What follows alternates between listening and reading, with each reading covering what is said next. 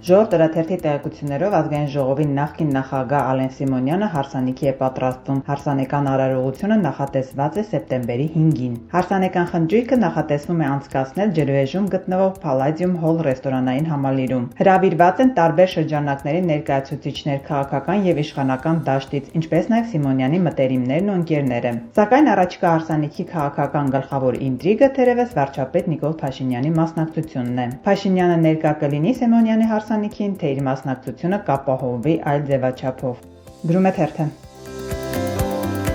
Ժողովուրդ օրաթերթը գրում է Հայկ Կոնջորյանը ազգային ժողովի ամբիոնից օգոստոսի 3-ին հայտարարեց, որ իր կնոջ Հայփոստի տնօրենի աշխատավարձը ընկերության պատմության մեջ ամենացածրն է։ Թերթը փորձել է ստուգել այդ հայտարարությունը ուղիղ հարցում ուղարկելով Հայփոստին։ Ընկերությունը թերթին տրամադրել է 20 տարվա բոլոր տնօրենների անուններն ու պաշտոնավարման ժամկետները, բայց աշխատավարձերի մասին որևէ տեղեկություն չի տրամադրել։ Այսինքն Հայփոստը իդեմս տնօրեն Շուշան Ալեքսանյանի պատրաստ է հանրությանը ասել, ովքեր են ղեկավարել ընկերությունը անցած 20 տարիներին, բայց պատրաստ չէ ասել, թե այդ ղեկավարները որքան են վարձատրվել։ Ըստ Հայփոստի պատասխանի աշխատավարձը անձնական տվյալ է, հետևաբար առանց աշխատողի համաձայնության այն չի կարելի տրամադրել։ Բայց այստեղ է սկսվում գլխավոր հարցը, եթե Հայկ Կոնջորյանի հրապարակային հայտարարությունը վերաբերում է Հայփոստի պատմության մեջ ամենացածր աշխատավարձին, ապա այդ հայտարարությունը ինչպես պետք է ստուգի հանրությունը։ Կոնջորյանը ոչ թե իր տան խոհանոցում է այդ հայտարարությունը արել, այլ Հայաստանի Հանրապետության ազգային ժողովի ամբիոնից։ Գրում է թերթը։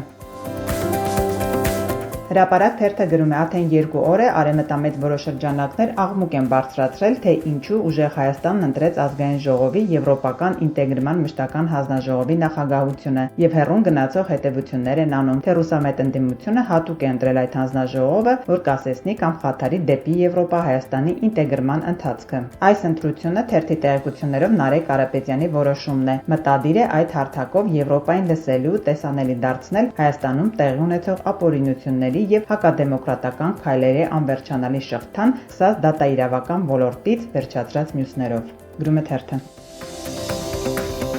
Ժողովուրդ օրաթերթի տեղեկություններով 3 տեղի ունեցած իշխող քաղաքացիական պայմանագիր կուսակցության վարչության նիստի օրակարգային հարցերից մեկը պետք է լիներ Կոտայքի նոր մարզպետի թեկնածության քննարկումը։ Սակայն թերթի տեղեկություններով նիստում ներքաղաքական առավել հրատապ հարցեր են եղել, ինչի պատճառով մարզպետի թեկնածության օրակարգային քննարկումը հետաձգվել է։ Թերթին նոր մանրամասներ են հայտնի դարձել այս պաշտոնի շուրջ ընթացող ներիշխանական գործընթացներից։ Կոտայքի մարզպետ դառնալու մեծ ցանկություն ունի նաև ազգային ժողովի նախագահ Ալեն Սիմոնյանի նախկին Աշխեն Հայրապետյանը։ Գրում է թերթը։